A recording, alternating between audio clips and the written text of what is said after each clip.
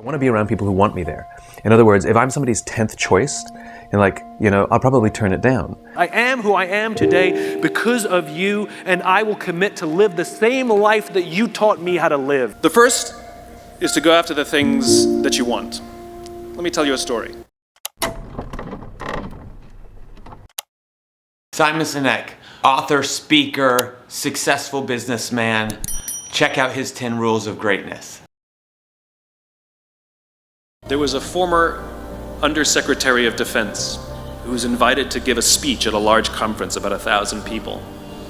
And he was standing on the stage with his cup of coffee and a styrofoam cup, giving his prepared remarks with his PowerPoint behind him.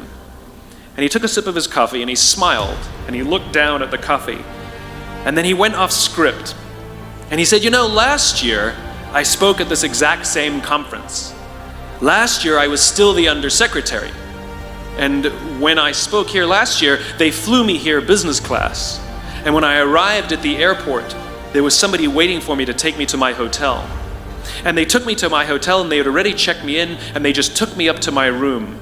And the next morning I came downstairs and there was someone waiting in the lobby to greet me and they drove me to this here same venue. They took me through the back entrance and took me into the green room and handed me a cup of coffee in a beautiful ceramic cup. He says, I'm no longer the Undersecretary. I flew here coach.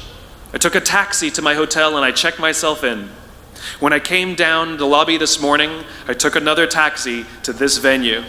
I came in the front door and found my way backstage, and when I asked someone, do you have any coffee? He pointed to the coffee machine in the corner, and I poured myself a cup of coffee into this here styrofoam cup. He says the lesson is, the ceramic cup was never meant for me. It was meant for the position I held. I deserve a styrofoam cup. I know it seems silly, but I try very, very hard to sort of stack the deck, to put myself in a position of strength.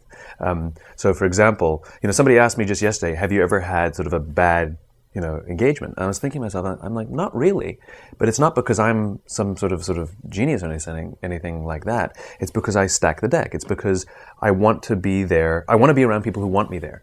In other words, if I'm somebody's 10th choice, and I'll probably turn it down. Whereas if I'm their first choice, they really want me there, and so I'm more likely to have a good engagement. They're supportive of me, I'm supportive of them, and so I'm at my best when I stack the deck, when I choose to be in an environment where my strengths are there.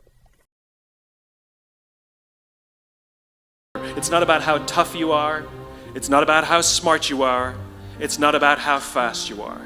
If you want to be an elite warrior, you better get really, really good at helping the person to the left of you and helping the person to the right of you. Because that's how people advance in the world. The world is too dangerous and the world is too difficult for you to think that you can do these things alone. If you find your spark, I commend you. Now, who are you going to ask for help, and when are you going to accept help when it's offered? Learn that skill. Learn by practicing helping each other. It'll be the single most valuable thing you ever learn in your entire life. To accept help when it's offered and to ask for it when you know that you can't do it. Leadership is exactly the same. There's no event. There's no thing I can tell you have to do that your people will trust you. It just doesn't work that way.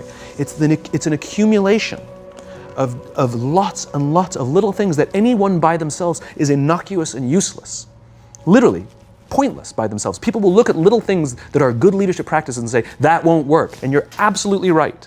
But if you do it consistently, and you do it in combination with lots of other little things, like saying good morning to someone. Leaders only have one thing, they have followers. A follower is somebody who raises their hand and volunteers to go where you're going. They raise their hand and volunteer to go in the direction that you're pointing. And so to lead others means that you have a clear vision of a world that does not yet exist, a world that could exist. And by articulating that cause, that vision, that purpose over and over and over again, it inspires people who believe what you believe, who want to see that world built, to join, to go with you, to figure out ways. Nelson Mandela is a particularly special case study in the leadership world because he is universally regarded as a great leader. You can take other personalities, and depending on the nation you go to, we have different opinions about other personalities. But Nelson Mandela, across the world, is universally regarded as a great leader. He was actually the son of a tribal chief. And he was asked one day, "How did you learn to be a great leader?" And he responded that he would go with his father to tribal meetings. And he remembers two things when his father would meet with other elders. One, they would always sit in a circle. And two, his father was always the last to speak. You will be told your whole life that you need to learn to listen. I would say that you need to learn to be the last to speak. I see it in boardrooms every day of the week. Even people who consider themselves good leaders, who may actually be decent leaders, will walk into a room and say, "Here's the problem, here's what I think, but I'm interested in your opinion, let's go around the room." It's too late. The skill to hold your opinions to yourself until everyone has spoken does two things. One, it gives everybody else the feeling that they have been heard. It gives everyone else the ability to feel that they have contributed. And two, you get the benefit of hearing what everybody else has to think before you render your opinion. The skill is really to keep your opinions to yourself. If you agree with somebody, don't nod yes. If you disagree with somebody, don't nod no. Simply sit there, take it all in, and the only thing you're allowed to do is ask questions so that you can understand what they mean and why they have the opinion that they have. You must understand from where they are speaking, why they have the opinion they have, not just what they are saying. And at the end, you will get your turn. It sounds easy, it's not. Practice being the last to speak. That's what Nelson Mandela did. We have to have an environment in which people feel trusted and trusting. They feel that we trust them and they trust us back. That is the responsibility of leaders. Leadership is not about being in charge, it's about taking care of those in our charge and creating a place in which they can work at their natural best, and they will offer us their best ideas, they will take risks, they will solve problems, they will work together. It's a magical thing. Passion is a result. Passion is an energy. Passion is the feeling you have when you're engaged in something that you love. Passion is the feeling you have that you would probably do this for free, and you can't believe somebody pays you to do it, And I think we mistake that passion is something we do in our private lives, but it shouldn't be done, in our careers, for example. And I'm a firm believer that you are who you are. And anybody who says, "I'm different at home than I am at work," in one of those two places, you're lying. And the goal is to make everything you do in home and at work something that you have excitement to do. So how do you find the things that you're excited to do? Well, it's actually easier than you think. What are the things that you love to do? What are the things that you would do for free? The one thing I am comfortable saying that all effective leaders must have is courage, because it is hard. It is hard to stand up against outside pressure. Courage is not some deep internal fortitude. You don't dig down deep and find the courage, right? It just doesn't exist. Courage is external. Our courage comes from the support we feel from others. In other words, when you feel that someone has your back, when you know that the day that you admit you can't do it, someone will be there and say, "I got you. You can do this."